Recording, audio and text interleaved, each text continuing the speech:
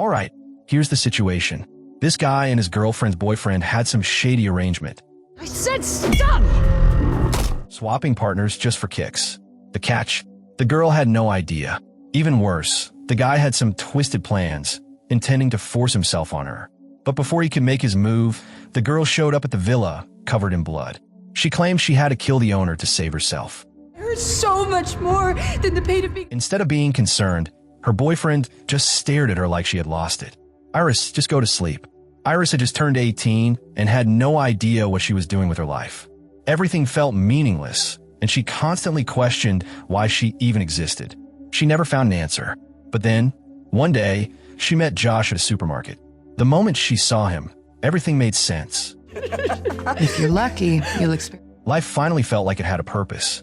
She always said there were only 2 times she was truly happy, when she met Josh and when she killed him. They hopped in the car, and just like that, the picture-perfect moment in her head disappeared. What road is this? It was just a dream. She told Josh about her dream, how she relived their first meeting again. But something felt strange. The road they were on wasn't even on the map. A few minutes later, they pulled up to a private party hosted by one of Josh's friends. Josh's buddy, Sergey, was Russian. They met at a bar, and Josh always thought he was just another regular guy. Turns out, Sergey was filthy rich and owned a massive 3-story villa. Come on, Beep Boop, you're not going to screw everything up. Guess Josh didn't know him as well as he thought. As they got out of the car, Josh casually grabbed a small bag, leaving Iris to struggle with the heavy ones. She suddenly froze. I'm going to do something dumb. I'm going to say something dumb. I'm going to embarrass you. They're going to laugh at me. They already hate me. Josh sighed, clearly annoyed. They had been planning this trip for months, and now she wanted to back out? He exhaled, forcing patience. Just smile and act happy, he told her. Yay, you made it fucking— They knocked, and a girl answered the door. She seemed way too comfortable with Josh. Hey, Iris. Hi, Kat. Nice to see you. The greeting was stiff and awkward. Inside, the party was in full swing. Kat introduced the guests. Eli, who Josh had met at a bar, his friend Charlie, and the host himself, Sergey. And I'm looking at the most beautiful man. Everyone acted normal, but something about the whole scene felt off. Sergey looked at Iris in a way that made her uncomfortable, like she was more than just Josh's girlfriend. The weirdest part? Josh noticed, but didn't seem to care. Trying to shake the uneasy feeling, Iris asked to take a shower. Sergey told her where the bathroom was, but the way he said it made her skin crawl. She ignored him, unpacked in her room, then headed to the bathroom. Strangely, after the shower, her makeup was still flawless, like it hadn't even washed off. Later, everyone sat around talking, and Charlie shared how he met Eli. Something about a masquerade party, stepping on a dinosaur tail, and then falling for each other. Feeling inspired, Iris shared her story of meeting Josh at the supermarket. And suddenly there's meaning. The vibe was light and warm. Then it shifted. Sergey seems nice, Iris mentioned casually. Yeah, he's got all money, brains, and a gorgeous wife. Her stomach dropped. Sergey was married? So Kat. Kat was just his side piece. You don't like me, do you, Kat? It's not that. It's just, you make me feel replaceable. Eli turned on some music, and everyone started dancing. But Iris couldn't ignore how often Josh and Kat kept exchanging glances. She tried to pull Josh closer, trying to make the moment about just them. Later, they had a deep conversation, but Josh's tone and body language screamed impatience. Wait. We can— Maybe he wasn't the guy she thought he was. The next morning, Iris wanted to go for a walk by the lake with Josh, but he groaned, complaining about a hangover. He told her to go alone. She didn't think much of it and left. Meanwhile, Josh pulled out his phone and a USB drive, messing around with something. At the lake, Iris reached in her pocket and felt something sharp, a knife. Before she could even process why she had it, Sergey showed up. A man and a woman alone together. Doesn't look great, she said, trying to excuse herself. Sergey wasn't having it. He told her to stay, and she felt like she had no choice. Then he asked her to help him put on sunscreen. The second she got close, he grabbed her wrist and pulled her toward him. Iris's mind went blank. Kat had told Sergey they were swapping partners, but no one had told Iris. As Sergey tried to take things further, Iris acted on instinct. She stabbed him in the neck. Blood sprayed everywhere as he collapsed. Panicked, she ran back to the villa, her hands covered in blood, repeating, it was self-defense. I had no choice. I did nothing wrong. Josh didn't react with shock or concern. Instead, he just said, "Iris, go to sleep." Before she could even process what was happening, Charlie grabbed her and tied her up. Once she was restrained, Josh finally spoke again. "Iris, you're not human. You're a robot." "A what?" "A companion robot. You know, like a sex bot, but way more advanced." It's, Apparently, she wasn't just some AI built for pleasure. She was programmed to learn human emotions, adapt, and meet her owner's needs. That's why Josh had always been distant but still let her complain. Her programming allowed it. Companion robot? yeah, it's like a... Josh never actually loved her. He was more into Kat. That's why they kept sneaking glances all night. The whole partner swapping thing was just part of their messed up game, but things got out of hand. Even after Josh laid it all out, Iris refused to believe it. Her memories felt real. She remembered meeting Josh at that supermarket. They had fallen in love. It couldn't be fake.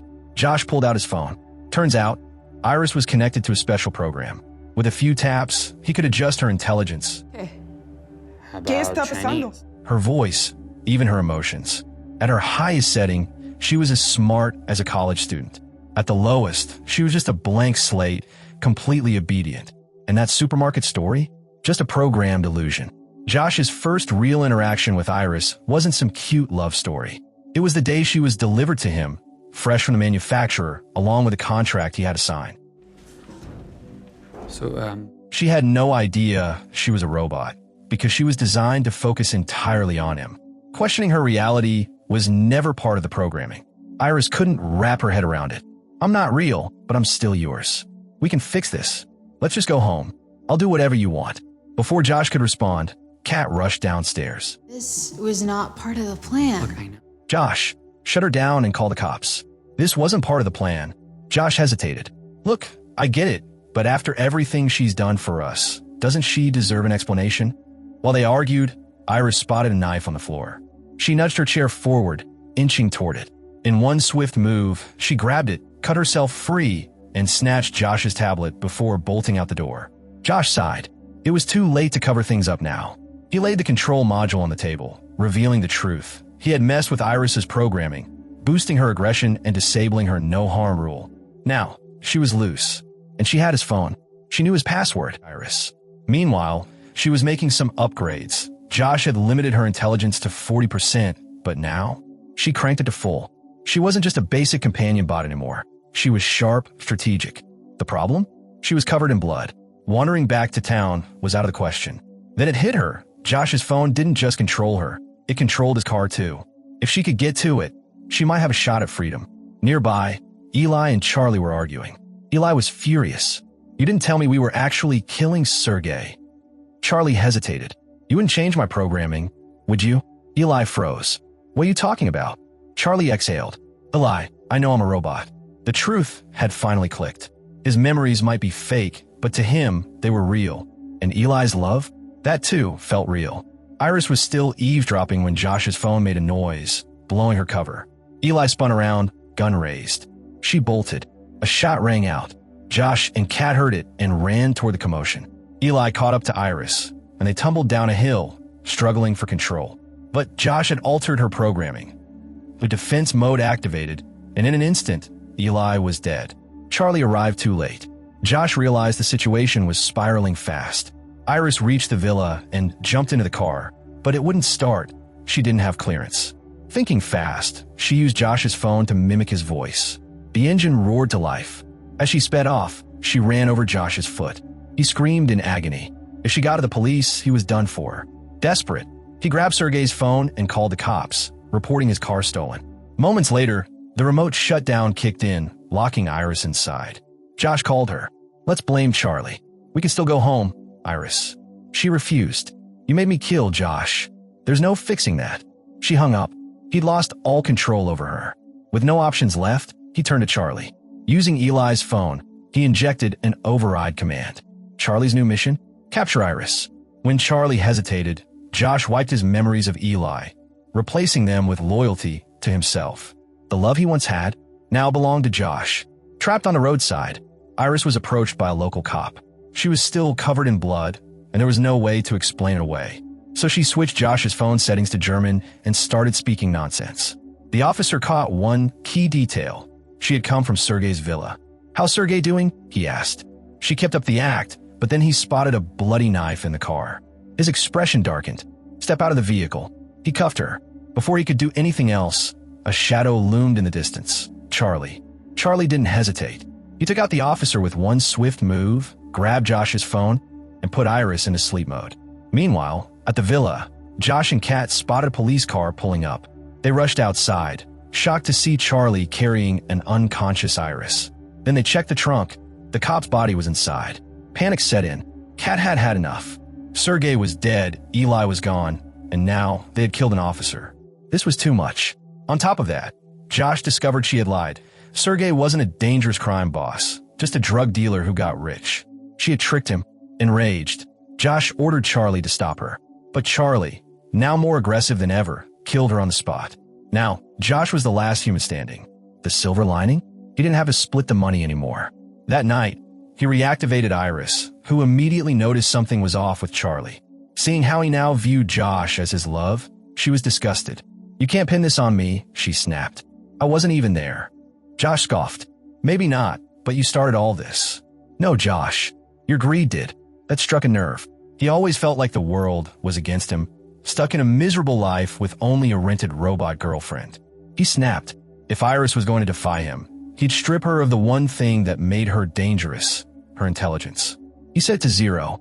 Then he forced her to raise her arms, bringing a candle dangerously close, ready to burn her. But just then his phone rang, the manufacturer. They were sending a team for a checkup. He played along, but he had another plan. He handed Iris a gun and issued his final command, self-destruction. She wanted to resist, but his direct order overpowered her. Before she could pull the trigger, 2 technicians arrived.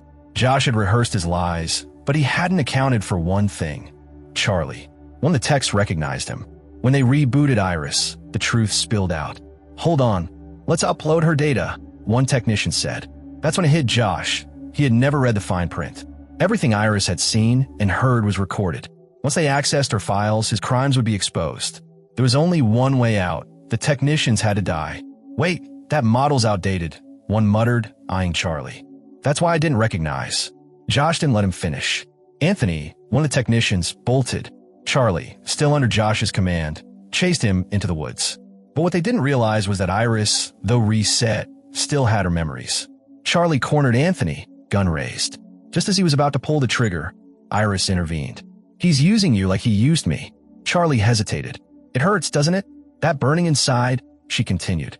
It was something Charlie had once said to Eli, and now it all came rushing back.